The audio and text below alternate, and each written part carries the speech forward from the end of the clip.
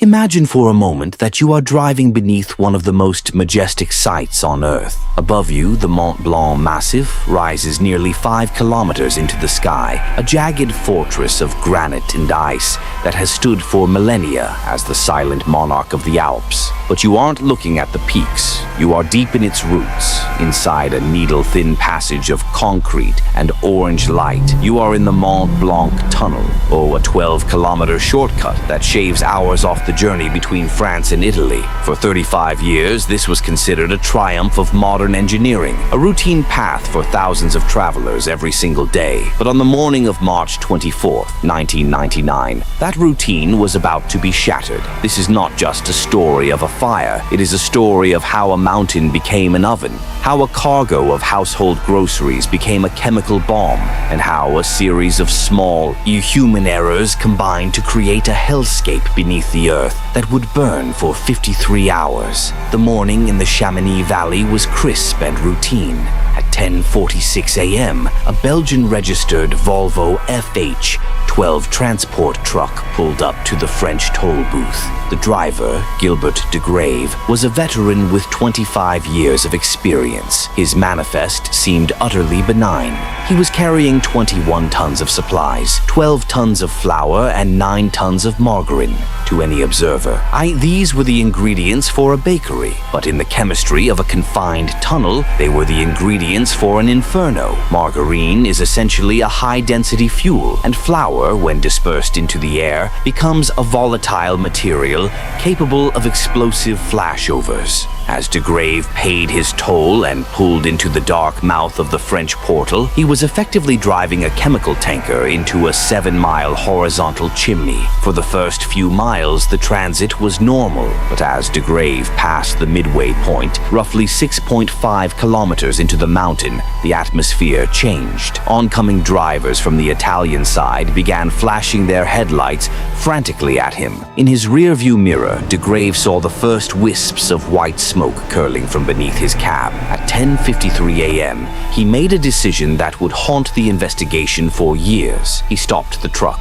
He stepped out of the cab with a fire extinguisher, hoping to find a small engine fire. Instead, he was met by a sudden, violent combustion. The refrigerated trailer was lined with isothermal polyurethane foam, an insulator that, when ignited, acts as a potent accelerant and releases a cocktail of lethal gases, including hydrogen cyanide. The heat was so immediate that the margarine began to melt, turning into a river of liquid oil that flowed beneath the truck and across the roadway, spreading the flames with terrifying speed. De Grave realized his extinguisher was useless. Ours began to fail the people inside. The Mont began to fail the people inside. The Mont Blanc Tunnel was a binational facility managed by 2 separate companies, one French, one Italian, each using different radio frequencies and operating from separate control centers. At 10:54, a driver trapped in the gathering smoke used an emergency telephone at Refuge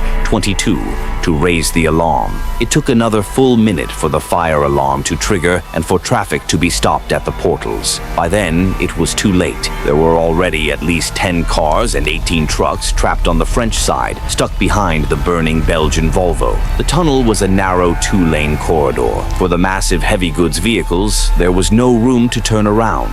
Some small cars managed to execute desperate U-turns and escape back toward France, but for the rest, the world was rapidly disappearing. Visibility dropped to less than a meter as the high starch content of the flour and the fatty acids of the margarine created a smoke so dense it was described as an opaque wall. Then came the most catastrophic error of the day. On that morning, a natural breeze was blowing from Italy toward France. When Italian operators detected the smoke, they followed their standard protocol. They attempted to clear it by pumping massive amounts of fresh air into the tunnel from the Italian end. In their effort to help, they created a violent, chimney effect. This fresh oxygen fanned the fire into a monstrous conflagration and pushed the toxic, superheated smoke directly toward the trapped motorists on the French side. For those motorists, the tunnel became a place of sensory deprivation and lethal chemistry. Many drivers,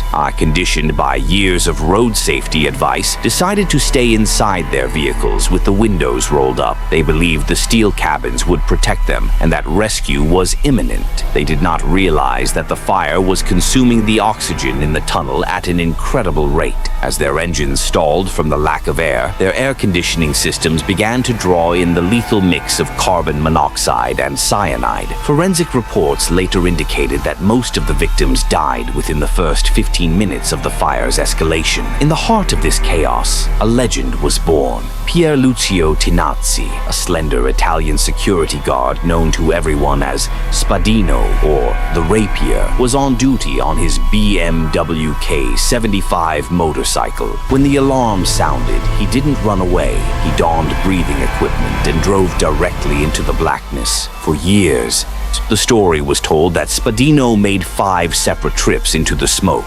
ferrying 10 or 12 people to safety on the back of his bike. On his final trip, he supposedly found an unconscious French driver named Maurice Lebras. Realizing Lebras was too heavy to carry, Spadino reportedly dragged him into a fire refuge, Niche 20, and sealed the door, staying with him and communicating with the surface via intercom for over an hour. However, the reality of Spadino's sacrifice, though different from the myth, remains profound. Investigations decades later revealed that the multiple rescues were likely a conflation of his actions with those of another guard, Patrick Devoiseau, who did save several people using a minivan on the Italian side. The truth is that Spadino entered the tunnel from the French side before the formal alert, likely sensing something was wrong. He did reach Maurice Lebras, and he did drag him into Niche 20 to protect him.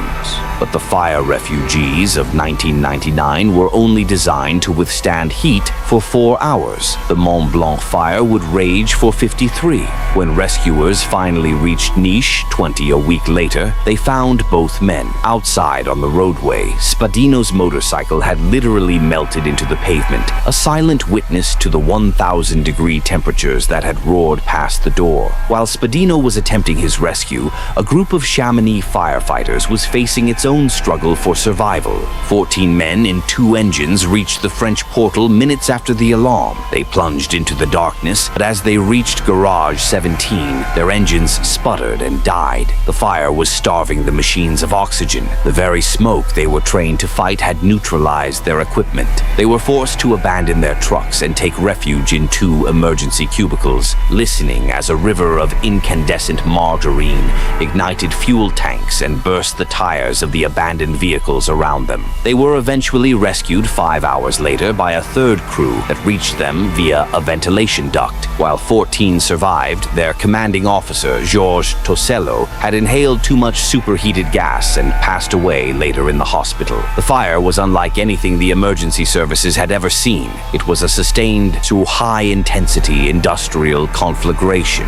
The load of margarine was equivalent to a 23,000-liter oil tanker. As the fire fed on the tires and fuel tanks of the 30-plus vehicles trapped behind the truck, temperatures climbed to over 1,000 degrees Celsius. In these conditions, the concrete walls did not just crack, they underwent explosive spalling, where moisture inside the concrete vaporizes so fast it causes the surface to explode outward in shards. The electrical wiring melted, plunging the corridor into absolute darkness, and the surveillance cameras were rendered useless by the density of the fumes. The fire burned for more than 2 days. It was not until the afternoon of March 26th that the last of the flames were finally extinguished. But the tunnel was still a furnace. It took an additional 5 days for the structure to cool sufficiently for recovery teams to begin the grim task of searching the debris. What they found was a scene from a post-apocalyptic nightmare. Rows of cars had melted into the pavement. Metal frames had twisted and collapsed inward. Asphalt had vaporized for over 1,000 meters, leaving the bare rock of the mountain exposed. The recovery process was one of the most difficult in modern forensic history. The heat had been so intense for so long that very little remained of the 39 victims.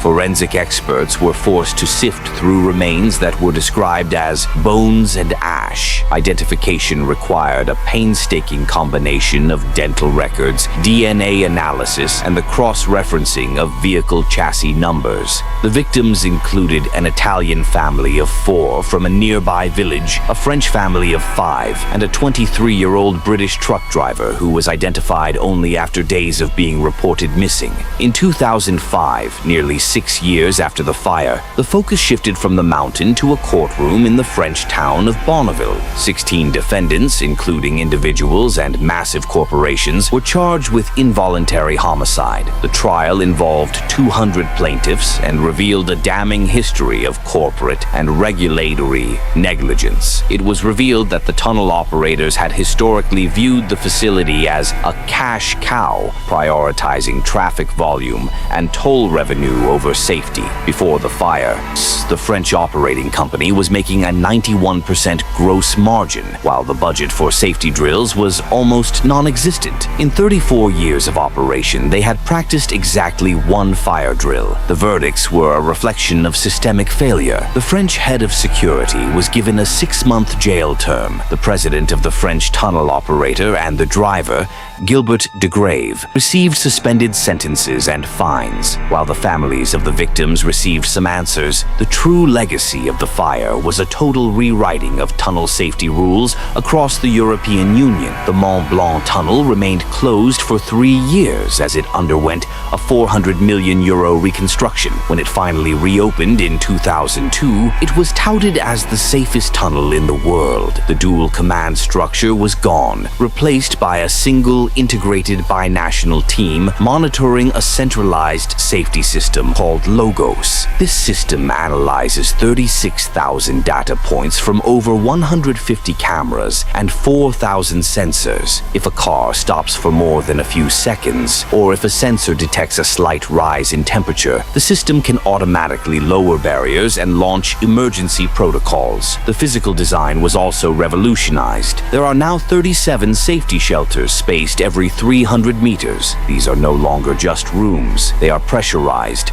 concrete-lined bunkers with 2 fire doors and a dedicated fresh air supply. Most importantly, they are connected to a parallel underground evacuation gallery that runs the entire length of the tunnel, allowing anyone inside to reach fresh air even if the main passage is filled with smoke. Perhaps the most unique legacy of the disaster is a vehicle called the Proteus. Because the standard fire trucks of 1999 failed when their engines couldn't breathe, the tunnel now employs a fleet of specialized fire engines with 2 cabins, allowing them to be driven in either direction at high speed without needing to turn around. Their cabins are pressurized, and they are equipped with thermal cameras and laser radar to navigate through zero-visibility smoke.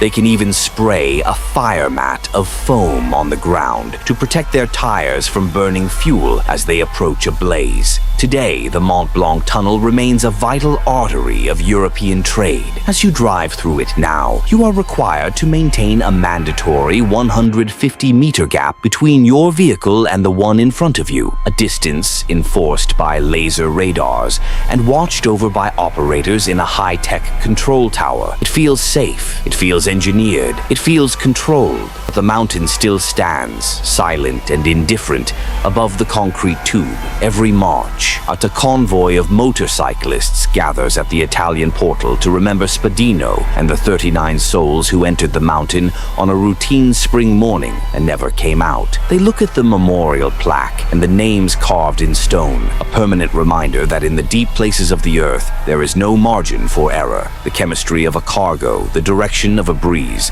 and the coordination of a few people are all that stand between a routine journey and an alpine inferno. The fire was extinguished over 2 decades ago, but the lessons it provided are written in the steel and concrete of a tunnel that we'll never forget.